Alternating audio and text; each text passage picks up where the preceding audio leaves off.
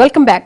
ఏపీకి ప్రత్యేక హోదా అర్హత లేదా లేక స్పెషల్ స్టేటస్ సాధించుకునే సత్తా ఏపీ పొలిటికల్ పార్టీలకు లేదా? అసలు ఏపీని దగా చేసింది కేంద్రమా లేక రాష్ట్రంలో పార్టీలా? టీడీపీ ఎందుకు అడగడం లేదు? వైసీపీ నోరెందుకు పెగలడం లేదు?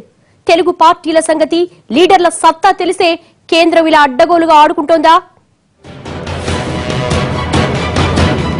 కేంద్రం మెడలు ఉంచి సాధించుకునే సత్తా ఉంటే ప్రత్యేక హోదా ఒక్కటే కాదు, భారీ స్థాయిలో నిధులు కూడా రాబట్టుకోవచ్చు. కానీ అంత సత్తా కానీ స్థాయి కానీ మన నేతలకు లేనట్లే ఉంది. ఉంటే ఇప్పటికే ఏపీకి ప్రత్యేక హోదా వచ్చి ఉండేది. ఏపీలో రాజకీయ నాయకుల సత్తా ఏంటో కేంద్రానికి బాగా తెలుసు. అది ఏ ఒక్క పార్టీకో కాదు, కేంద్రంలో ఉన్న అన్ని జాతీయ పార్టీలకు తెలుసు. అందుకే ఇప్పుడు ఏపీని ఇలా ఫుట్బాల్ ఆడుకుంటున్నారు. ఇదేమీ కొత్త సంగతి కాదు. విభజన జరుగుతున్నప్పుడే ఏపీ నాయకులు ఎన్ని డ్రామాలాడారో వాళ్లు కళ్లారా చూశారు. సభ లోపల ఒక మాట చెప్పి బయటకొచ్చి మరో మాట మాట్లాడిన సంగతులు వాళ్ళెవరూ మర్చిపోలేదు. ఏపీ నేతలకు రెండు నాలుకలే కాదు, ఎప్పుడూ రెండు పడవల మీద కాళ్లేసుకుని నిత్యం గోడల మీదే కుర్చీలేసుకుని కూర్చుంటారని కేంద్ర పార్టీలకు ఓ క్లారిటీ ఉంది. అందుకే ఇప్పుడు ఇలా ఆడుకుంటున్నాయి. తెల్లారితే చాలు ఏపీలో రాజకీయ పార్టీల నేతలకు ప్రత్యేక హోదా ఒక ఆటైపోయింది. ఖాళీ దొరికినప్పుడో, ఏ ఇష్యూ లేనప్పుడో మీడియా ముందుకొచ్చి ప్రత్యేక హోదా మీద కబుర్లు కాకరకాయలు చెప్పేస్తారు. ఇక్కడ మీడియా ముందు బీరాలు పోయిన మన నాయకులు అక్కడికెళ్లి కేంద్రంలో ఎందుకు నోరు మెదపడం లేదో ఎవరికీ అర్థం కాదు. అసలు ఇంకా చెప్పాలంటే ఏపీలో పార్టీల మధ్య ఈ అంశంపై సమిష్టిగా పోరాడాలన్న ఆలోచన లేదు. ఏపీలో ఉన్న అధికార ప్రతిపక్ష పార్టీలకు ప్రత్యేక హోదా సాధించాలన్న చిత్తశుద్ధి ఏ కోసాన ఉన్నట్లు కనిపించడం లేదు. అధికార పార్టీ టీడీపీ నేతలు రాష్ట్ర ప్రత్యేక హోదా కోసం పోరాడతామని ఇక్కడ తొడలు కొడతారు, కానీ కేంద్రం దగ్గరికెళ్లి నోరెత్తిన పాపాన పోలేదు. ఇంకా చెప్పాలంటే టీడీపీ నేతలు ప్రత్యేక హోదా గురించి అడిగేంత సాహసం చేయలేరు. భాగస్వామ్య పార్టీగా ఉన్నారు కాబట్టి ఇప్పుడు వాళ్ళెలా చెప్తే అలా చేయాల్సి వస్తోంది. అక్కడ తెలుగుదేశంలో ఉన్న చంద్రబాబు గారు అది ప్రత్యేక హోదా ఏదైతే ఉందో దానివల్ల పెద్ద ఉపయోగం ఉండదు, కానీ ఆ విధంగా మేము ట్రై చేస్తూ ఉంటారు. ఆడ కూర్చున్న పయ్యావుల కేశవ్ గారు తప్పనిసరిగా దీనికోసం పోరాడతామంటారు. అక్కడ సుజనా చౌదరి గారు పోరాడతామంటారు. వారే ప్రభుత్వంలో భాగస్వామ్యం ఉండి ఎవరి మీద పోరాడతారో అర్థం కాదు.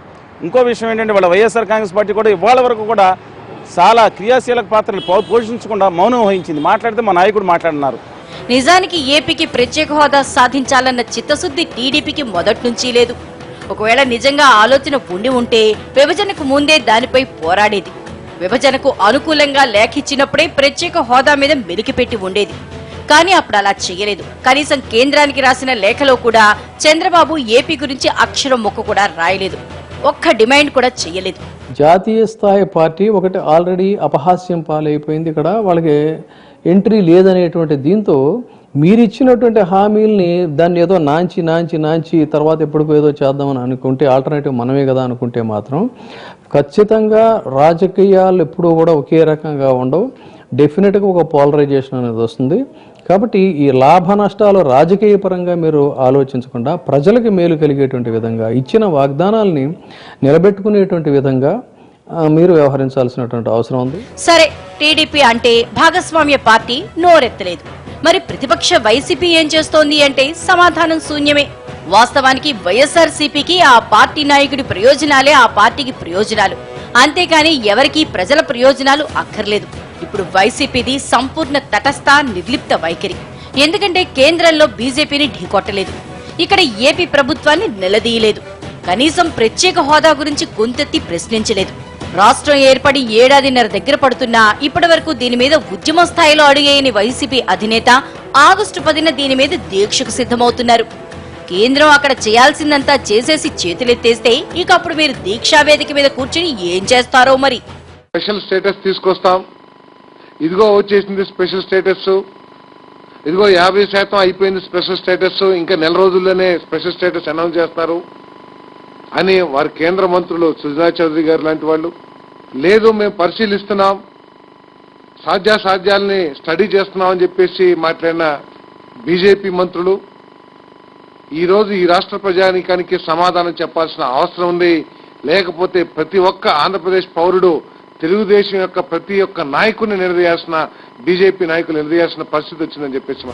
ఇప్పుడే కాదు, వైసీపీ కూడా మొదటి నుంచి ఏపీ పట్ల మెతక వైఖరితోనే ముందుకెళ్తోంది. విభజనకు ముందు అడగలేదు, ఇప్పుడు కూడా అడగలేదు. అప్పట్లో తెలంగాణ ఇచ్చే శక్తి లేదు, ఆపే శక్తి లేదన్న జగన్ ఆ తర్వాత కూడా మీకు నచ్చింది చేసుకోండి అన్న ధోరణిలోనే అడుగులేశారు. దీంతో అప్పుడు అడగలేని అధినేత ఇప్పుడు అడుగుతారనుకోవటం కూడా అత్యాశ అవుతుంది. ఇక ఆ పార్టీ నేతలు కూడా ఇలాంటి ప్రకటనలు వచ్చినప్పుడు ప్రెస్ మీట్లు పెట్టి సెటైర్లు వేయడం తప్ప కేంద్రాన్ని నిలదీసింది లేదు. ఇక ప్రశ్నించడానికే పార్టీ పెట్టానన్న జనసేన అధినేత కూడా ఇప్పుడు దీని గురించి నోరెత్తడం లేదు. అప్పట్లో ఎన్నికలకు ముందు పార్టీ పెట్టి హంగామా చేసిన పవన్ కళ్యాణ్ ఇప్పుడు కనీసం పత్తా లేకుండా పోయారు. అప్పట్లో ఆయన ప్రశ్నించలేదు, ఇప్పుడు ప్రశ్నించడానికి ఆయన అడ్రస్ కూడా లేదు. అప్పట్లో ఆయన మద్దతు తెలిపిన బీజేపీ, టీడీపీ పార్టీలే కేంద్ర రాష్ట్రాల్లో అధికారంలో ఉన్నాయి. ఇప్పుడు ఏపీ ప్రత్యేక హోదా మీద జనసేన అధినేత వాళ్ళను ప్రశ్నిస్తారో లేక ప్రజలకు జవాబు చెప్పుకుంటారో క్లారిటీ మాత్రం లేదు. పార్లమెంట్కి వెళ్ళగానే వెంటనే పోలవరం ఆర్డినెన్స్ జారీ చేశారు, బిల్ పాస్ చేశారు. అలాగే స్పెషల్ స్టేటస్ కూడా ఇవ్వాల్సింది, కానీ ఎందుకు ఇవ్వలేకపోలేదు నేను తర్వాత చేస్తారేమో అనుకున్నా. వాళ్ళు వేరే సమస్యలు చెప్తారు. మిగతా ఆంధ్రప్రదేశ్కి ప్రత్యేకమైన స్టేటస్ ఇస్తే మిగతా రాష్ట్రాలు మా పరిశ్రమలు వెళ్ళిపోతే అందుకు మేము మరి అలాగా మీరు అనుకున్నప్పుడు మరి పార్లమెంట్లో ఎందుకు మాట ఇచ్చారు?